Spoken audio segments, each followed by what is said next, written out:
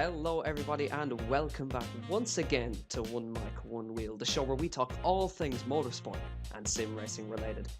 I hope you guys enjoyed the last episode with Jess. I see it went down very, very well indeed, and she was super brave to talk about her Asperger's for the very first time, and I'm glad you guys are supporting her in the way you are. So thank you very much for that, and thank you for the support that you've shown on the previous episode. We're back with episode number 13, and I've got in the box with me an admin and a league racer at the same time. He runs PSGL. He's very well known within the community. You guys all know him. It's Connor, otherwise known as BigC. Connor, you're very, very welcome to the show. Very happy to have you on. Good evening, everyone, and thanks for having me on. It's be good to get into some subjects, and thanks for inviting me on. Not a problem at all. So let's start. How did you become interested in F1 originally? I don't know. I mean, F1's always sort of been in the family, but sport was primarily the one we loved was football. My dad's a Leicester fan, so I'm a Leicester fan, but I was sort of aware of F1. He had F1 on the TV occasionally, but he's not really a hardcore fan. So yeah, I guess in 2009, at some point early in the season, I just decided to start watching it myself. So I saw the end of the 2008 Brazilian Grand Prix. So I saw Hamilton Massa. I saw Massa lose the title. So I felt a bit emotionally attached to Massa after seeing that. So I started supporting Massa in 2009. So yeah, I was sort of aware of it, but I guess I'm the only hardcore F1 fan in my family. So yeah. And is there any particular favourite moment of yours that sticks out from F1? Well, I guess since I've watched, I guess my favourite race was the 2012 Brazilian Grand Prix. So obviously the title decider between Vettel and Alonso. I was cheering when Vettel got spun around. I thought Alonso was going to do it.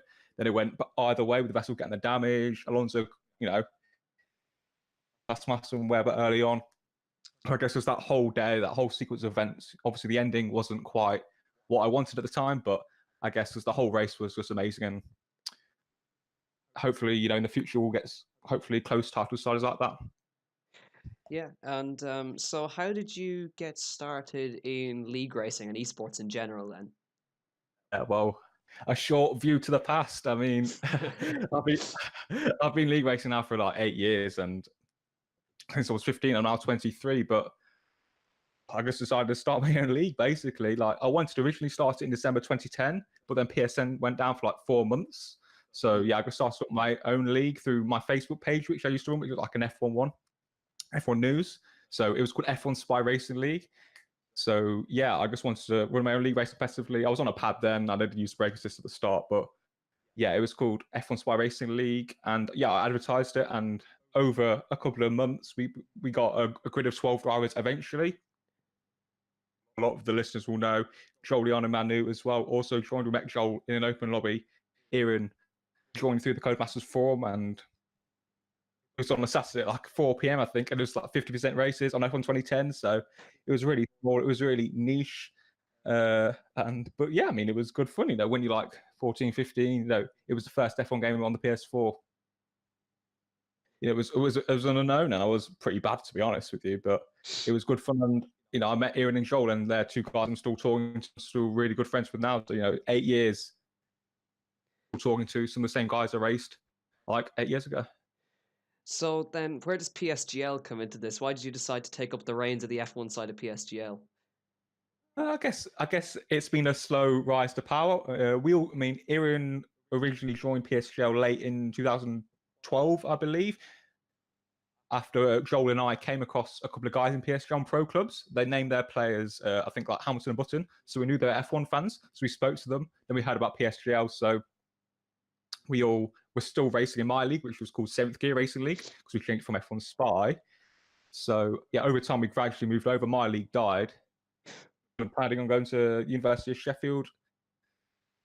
So I thought I was retiring from league racing, so I'll do 1 season in PSGL, which was at the end of F1 2013. Ever since, obviously, and obviously I had a lot of success on track, but I guess my on-track success ended, and I eventually got the reins, like the league director reins, which obviously puts me in charge of the F1 league. So yeah, it's been a slow rise to power, I guess. Almost a troublemaker as such, but I had strong opinions which never really put me in line to take charge of the site. Plus we had Tej. I know a lot of Tej Tom, who was running the leagues, and he's a great guy, and PSGL is what it is today. But yeah, like I say, Aaron, Hawk, and I took the reins just a year ago now of the PSGL league. So yeah, I mean, I've not been in charge of them too long. Obviously, everyone thinks, oh, BigC owns PSGL, BigC's PSGL, but really, I've only been in charge for less than a year, really. So I'm just a small part of the the long history of PSGL, I guess.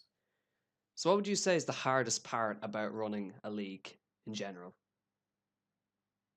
Well, I guess the hardest part is just trying to make everyone happy, because we've got 8 different leagues. There's a lot of members, a lot of diverse opinions. So I guess making sure everyone's happy, making sure everyone's on side, like I guess pretending to care that you care about other people's opinions. Obviously we get ideas and we just got to pretend that we take them on board and care, make them happy, make them comfortable. So I guess just making sure people are on side, people are happy, and people are just enjoying their time here, because league and it's just a small aspect of life. And for some people it does mean a lot to them, and obviously if there's issues, perhaps they've got some personal issues and the league race, to get away from that, that can be quite difficult as well. So the human side is definitely can be quite difficult to handle depending on the person involved, I guess. And on the flip side of that, what would you say is the most satisfying thing about running it?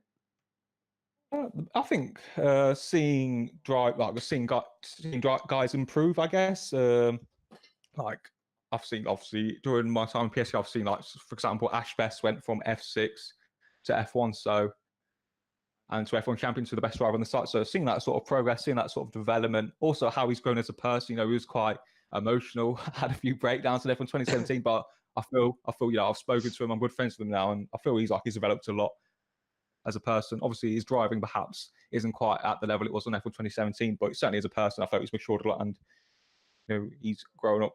So it's nice to see that, I guess. So then, what are the future plans for PSGL F1? I think, with Aaron, Hulk, and myself, I've only been charged for less than a year. So, we've not been able to change too much. But I guess continuing at the rate we've been going, we have 7 equal leagues, and we also have Formula Performance with 8 leagues. So, a couple of hundred members. So I guess continuing on that trajectory, trying to ensure that we remain, relevant in the community in terms of esports. So that's why we're looking at perhaps removing some assists for the top tier, continuing that growth really, because obviously we've seen ILR growing really quickly. They've not been around too long, but as preferred to Jack, he's got a good, clear vision, a clear plan. So he's trying to keep up with that, and obviously AOR lead the way in that regard. So yeah, just continuing to ensure PSG remains one of the best places to race for assist users alongside. We'll get back to Connor in just a moment. I hope you're enjoying the interview so far, but I just want to take a moment out of the interview to talk to you about our sponsor, LK Racing Esports Team. These are a GT Sport team that you'll be seeing my logo appearing on their cars very, very shortly. If you would like to become a member of LK Racing Esports, just send them a DM on Twitter at LK_racing_ to have a chance to become a member of that wonderful team. Many thanks to them for the sponsorship, but now, back to Connor. So then, let's flash back to F1 2017. And I think we can call this maybe your rise to fame. Let's talk about the F1 Esports in China. Can you just talk us through the emotions of that race? It must have been, well, put it mildly, a roller coaster. Yeah, I mean, it's obviously my most famous race and my best ever victory, but that's right. I still can't believe it actually happened. It was a perfect race. I did everything right. The strategy calls were perfect, but I never thought about doing it. Like, it just sort of happened. Like, it's meant to be, written in the stars, fairy tale type thing, I guess, really, because in the wet, I'm very poor.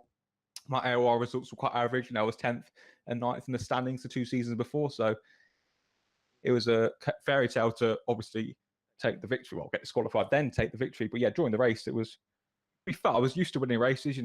I was at that time the 7-time PSGL F1 champion, so I had pedigree, albeit not in AOR. So I felt quite comfortable.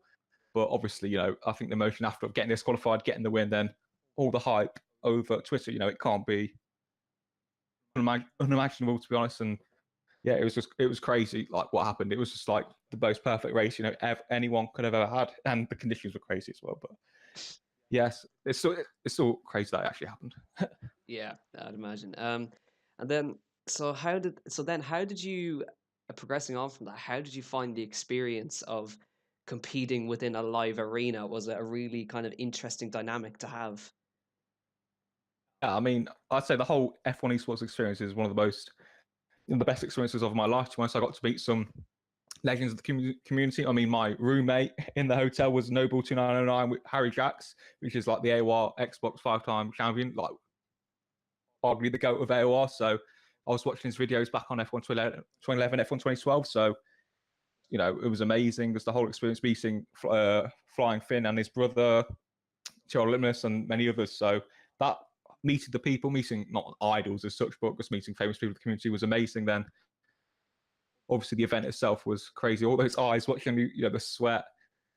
It's not famous, but yeah, we were presented in front of the cameras, in front of the fans. You know, it was just a surreal experience, and yeah, the race itself was, you know, pretty poor from my side, I guess, but yeah, the whole experience, and I'll never forget it, to be honest. So yeah, it was a great honor and quite fortunate, but you know, I always have faith in myself, and yeah, I got there. So Yeah, you briefly mentioned it there, but what was it actually like meeting all the guys you raced against in real life? I mean, obviously, I was one of the few PS4 people there. It was mainly more the bigger names on PC and Xbox. So I was a bit of an unknown compared to them. They were all like better than me. They're all more well known than me, I guess. So I guess it was me looking up to them rather than like it was on an even playing field. But in reality, we were on an even playing field. But you know, like I said, it was great meeting some of the legends of the community, such as Noble and Flying Finn. So, and also you worked as a freelance journalist for ESPN. So, can you kind of just talk us through what you did and how you found it working for such a large company with huge influence? I mean, it was a great honor to come out of university to get a freelance job with ESPN. Yeah, I worked originally for the Monaco and Spanish Grand Prix in 2017, and I was retained up until the end of 2018. But yeah, I mean, to come straight out of university and work for, you know, the publication the size of ESPN, to be working on their UK desk, writing articles, transcribing, liaising with, you know, the two editors there, Lawrence Emerson and Nate Saunders, you know, F1 journalists, you know, learning from them, gaining experience as well. I got to sit next to Jonathan Ledyard most weeks, who was the 2009, 2010 BBC F1 commentator. So building up a link with him. It was an amazing experience. You know, I was really gutted when, unfortunately, they weren't able to keep me on for 2019 due to changes in their content structure and money as well. But I guess for any journalist to be 21-year-old, 22-year-old working like for ESPN, Autosport, BBC, those types of organisations, you know, it's a great privilege and great experience. And hopefully I can get back somewhere soon.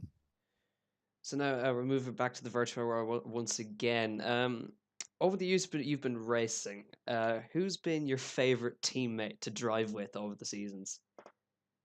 Well, it's a difficult question. Obviously, I have been league racing for 8 years, and I think I've done like 14 PSGL seasons, so I had quite a few teammates. But I'll name two in particular. I guess in my first league on F1 2011, I partnered Aaron. Obviously, I've been friends with now for 8 years, but Aaron was miles better than me. But he just knows the dark arts. I guess he knows the trade, how to get results, the strategy element, the wheel to wheel racecraft. It's not all about pace, and I felt he taught me the ways of how to league race, to be honest, because I felt my pace when I moved onto the wheel was quite solid, but he helped me, whereas he laid the groundwork for me to improve into a better driver. And I think the results soon came on F1 2013 onwards and continue to come, I guess, albeit to a lesser degree. So yeah, Aaron's certainly one of my favourite teammates in the earlier days. More recent times, I'll say Flying Finn in AOR season 16. So the more famous Xbox Flying Finn, this is the Finnish one, who's now on PC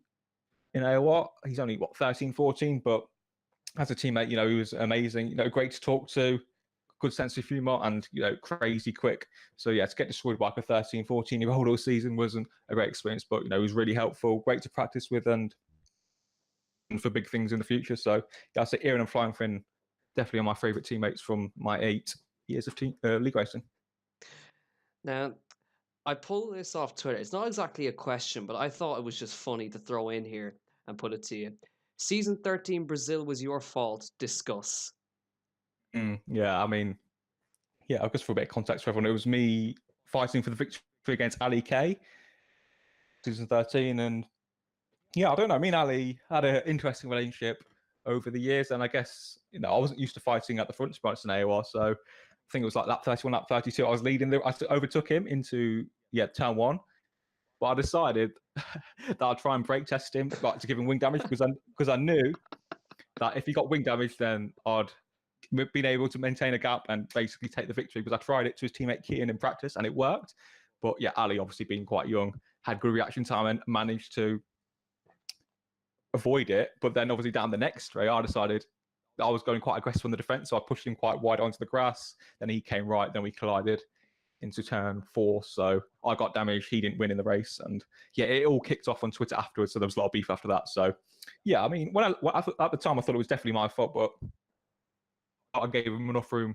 Obviously, the brake test was wrong, I admit, obviously, but the bit afterwards, I felt I gave him enough room in the final phase of the incident. So it's just one of those things, Ali, it was a fantastic driver, and it was my best chance, and probably my only chance to win an AOR F1 race, and I sort of messed it up. But I think you learn from these things, and if would I do it again? Yeah, I mean, I'm not gonna lie, I just wish our brakes a little bit harder. And who knows what would have happened after? But yeah, I take definitely most of the blame for that incident.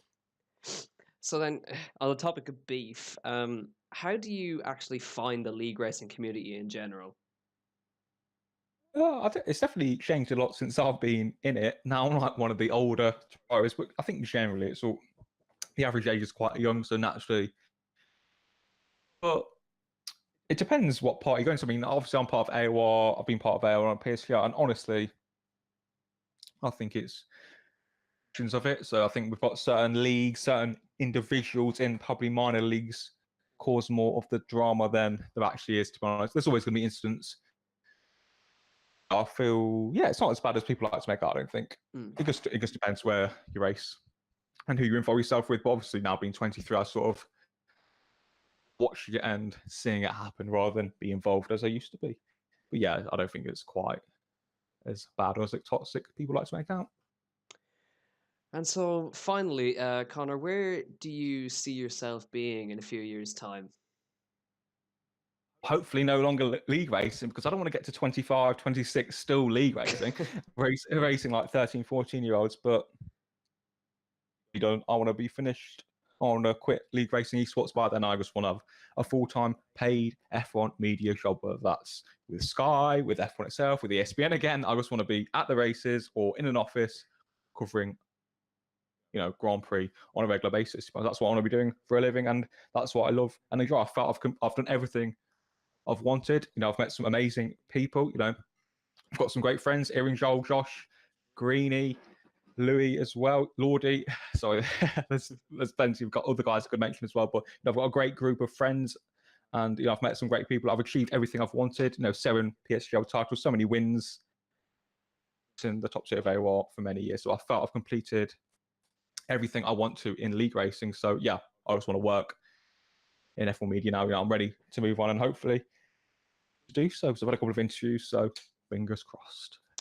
Well, let's hope for you. But unfortunately, that's all we have time for, Connor. Thank you very much for speaking with me. It's been a pleasure having you on, and I wish you all the success down the line. Thank you very much for having me. So that does it for episode 13 of One Mic, One Wheel. Make sure to hit subscribe and hit the follow button on Spotify to keep up to date when all these episodes will go live. So make sure to join us next time when we have another member of the esports community sit down and talk to us about their journey through esports and where they see themselves down the line. We will see you next time out for episode 14. Thank you and goodbye.